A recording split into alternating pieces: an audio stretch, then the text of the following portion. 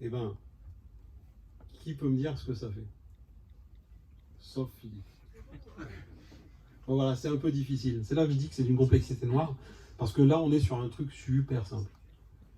Bon, ben, en fait, la solution est écrite ici.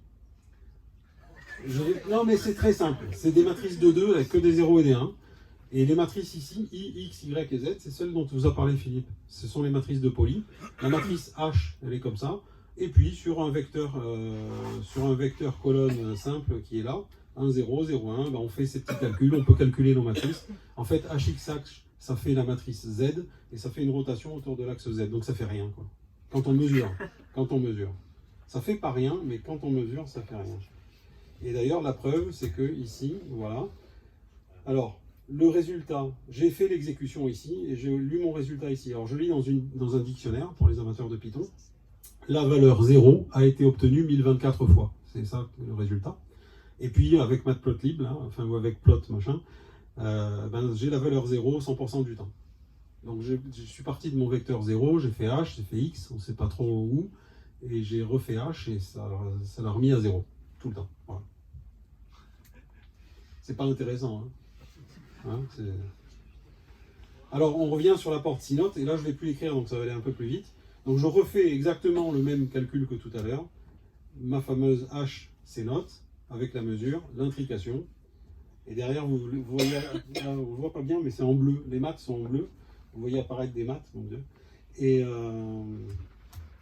donc, je l'exécute, et là, vous voyez que j'ai obtenu le résultat 0,0 521 fois, et le résultat 1,1 503 fois. Alors, parce que dans le simulateur, il y a un générateur de nombres aléatoires, pour vous faire croire que c'est un système quantique. Pas du tout. Sinon, si on avait été brutal, on aurait mis 500 et 500. Enfin, comme j'ai mis 1024, je pense, ouais. 512 et 512. Un simulateur parfait aurait dit 512 et 512, mais on a mis un peu de sel. Voilà. Et là, eh ben, j'ai toujours mon 509. Alors là, c'est proratisé à 1. Donc, point 500, enfin, c'est les probabilités d'obtenir 0, 0 et 1. Et pour ceux qui aiment, il y a une explication de ce qui se passe et la démonstration que c'est vraiment un état intriqué. Au sens mathématique, ça veut dire que c'est un état qui n'est pas le produit de deux états simples. Mathématiquement, c'est comme ça que ça s'écrit. C'est très simple. C'est vraiment des maths de première. Non, terminale, allez, ouais, parce qu'il y a un I qui traîne. Okay. Et mathématiquement, quand on fait ce truc-là, on prouve que, on ne peut pas considérer, à cause de ce que je viens de dire, chaque qubit séparément. Voilà. Alors vous savez, peut-être, ça a été un grand dialogue entre Einstein et Bohr, je crois. Et bon, et finalement, bref, on en parlera après. Alors maintenant, dans le bestiaire des gates, il y en a d'autres. Alors il y a plein d'autres gates, mais, et c'est bien, c'est rigolo d'avoir plein de gates, des U, des X, des Toffoli, des Fredkin, tout un tas de choses. C'est bien, mais ça ne sert à rien, parce que dans la machine, on ne sait faire que des U et des C-notes. Et Hadamard, c'est une U, en fait. On ne sait faire que ça, parce qu'après, c'est des micro-ondes sur une jonction de Josephson, quoi. Donc la technologie est très très limitée au niveau de l'objet quantique lui-même. Mais c'est pas grave, on s'amuse avec des Fredkin. Alors Fredkin, si le bit de contrôle ici en haut est à 1, on swap les deux autres. Très bien. Important. Estelle vous a dit, on ne peut pas cloner un qubit, l'état d'un qubit. C'est vrai. C'est un théorème mathématique, on ne peut pas cloner l'état d'un qubit. Et ça, pour des informaticiens, ça veut dire qu'il n'y a pas de clé USB, il n'y a pas de mémoire, il n'y a pas de disque dur, il n'y a pas de backup copie, on ne peut pas cloner. Voilà. C'est terrible, hein. C'est comme ça. Par contre, on peut calculer vachement bien. Donc j'y vais, je fais ma get. Bon, allez, on va passer là. C'est vachement pas intéressant en fait. Voilà, ça fait ce que ça dit que je fais. Il y a une get de Toffoli aussi. C'est si A et B sont à 1, alors je flippe C. Encore une fois, c'est rigolo, mais ça n'a aucun intérêt parce qu'on ne sait pas faire ça dans une machine. Peut-être un jour. Par contre, il y a deux remarques que je vais faire. Une, ce qu'a évoqué Philippe, et puis une autre, qu'il a failli évoquer au début. Le non et le and sont universels. C'est-à-dire que vous pouvez, et ça se démontre facilement, construire n'importe quelle fonction logique avec des non et des and. Ou avec des NAND, tout simplement. Vous saviez ça? Par contre, c'est pas comme ça qu'on fait de l'informatique, parce qu'il faudrait des circuits énormes. Et bien, Toffoli aussi, elle est universelle. Et d'ailleurs, Fredkin aussi. Alors c'est bien, parce qu'on se dit, cool, maintenant le calcul quantique va nous permettre de faire n'importe quel circuit logique. Ben là aussi, c'est une grande et dramatique erreur. C'est surtout pas comme ça qu'il faut faire, sachant qu'on a des erreurs, qu'on a des qubits qui valent très cher, on n'en a pas beaucoup, on ne peut pas faire des grands circuits, et puis au bout de 100 microsecondes, tout s'arrête, enfin, chez nous. Et puis, il y a un autre truc là, une autre petite remarque, c'est que ces portes sont réversibles. Alors ça, c'est super important. Et là aussi, c'est pourquoi l'informatique quantique permet à des gens de rêver d'un futur quantique. Elles sont réversibles. Alors, j'écarte complètement tous les gens. Il y a eu des articles de recherche dans Archive, avec même IBM cité, que c'était fait sur notre ordinateur, comme quoi, à cause de ça, on remontait le temps. Non, c'est pas du tout ça dont je vais vous parler. Elles sont réversibles et c'est fondamental. Alors c'est lié au fait que finalement on parle d'un état quantique et un état quantique est un état quantique. C'est-à-dire que quand il existe, et ben après il existe aussi et la probabilité qu'il a d'exister dans ma mesure avant qu'il lui arrive quelque chose et la probabilité après, ça reste 1. De ce fait, on ne peut faire en fait que des portes réversibles.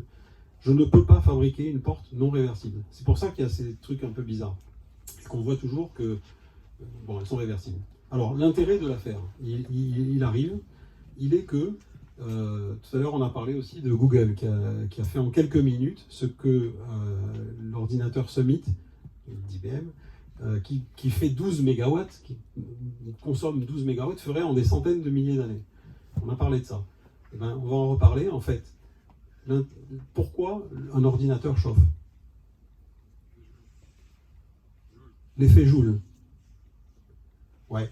Pourquoi il chauffe fondamentalement il chauffe? Parce qu'on détruit de l'information. Voilà, il y a un connaisseur à ma droite, c'est exactement ça. En fait, il y a un principe, c'est que quand on efface un bit, et donc on fait quelque chose de non réversible, ou quand on fait une porte E, si le résultat de ma porte E vaut 0, ben vous ne pouvez pas dire si A était égal à 0 ou B. Vous savez qu'il y en avait un qui était égal à 0, vous avez perdu l'information là. Quand vous faites ça, vous détruisez de l'information. Et ça a à voir avec l'entropie de l'univers. Quand vous détruisez de l'information, vous augmentez l'entropie de l'univers.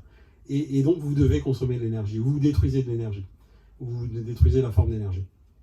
Et donc, c'est ça qui est fondamental, c'est que, en fait, quand on efface un bit, ou quand on perd une information dans un système classique, eh ben, on est forcé de consommer de l'énergie. Ici, dans un paradigme de calcul réversible, non. Ah, ça veut dire qu'en science-fiction, là, on peut se dire qu'on peut calculer, et puis c'est le cas, c'est même pas de la science-fiction, parce que 2 puissance 53, c'est quand même un gros calcul, quoi. Et puis 2 puissance 500, quand on aura 500 qubits, c'est plus que le nombre d'atomes dans l'univers, etc. On peut faire des calculs gigantesques dans une machine. Alors, on n'a pas trop parlé de la machine, mais elle fait 30 kW, quoi. Et puis vous ajoutez un qubit, elle fera quand même 30 kW, parce qu'en fait, tout ce qu'on paye, c'est de la refroidir. C'est un frigo. Voilà.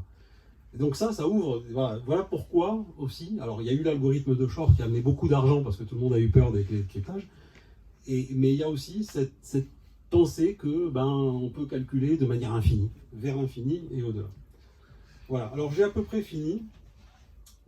Ouais, on peut regarder encore cette sphère de blocs si vous voulez. Donc ça c'est une porte U3, je la cache. On va l'utiliser ici, donc je fais ma porte U3, j'ai mis pi sur 5. Ici, le résultat c'est 905% du temps 0 et 0,9% du temps 0. Et pour vous prouver ce que je dis, je calcule, vous le voyez, cosinus θ carré sur 2. Enfin, cosinus θ sur 2 au carré. Et ça fait 0,905. Donc, grâce aux ordinateurs d'IBM, vous avez un calcul de cosinus. C'est pas du tout à ça que ça sert non plus. Voilà. Alors, vu sous un autre angle, le même, à peu près le même, mais là j'ai pris deux angles pour que ce soit un peu plus spectaculaire. Vous avez aussi, vous pouvez jouer avec ce Qiskit, là, vous pouvez jouer à voir votre qubit. Voilà, j'ai déplacé sur deux angles. Si vous y voyez, il y a le 0. Bon, mais la flèche, elle est un peu vers nous, là. Et puis, bon, ils se sont bien éclatés parce qu'on peut bouger la sphère. Voilà. C'est cool, hein? Ça sert absolument à rien, mais c'est rigolo.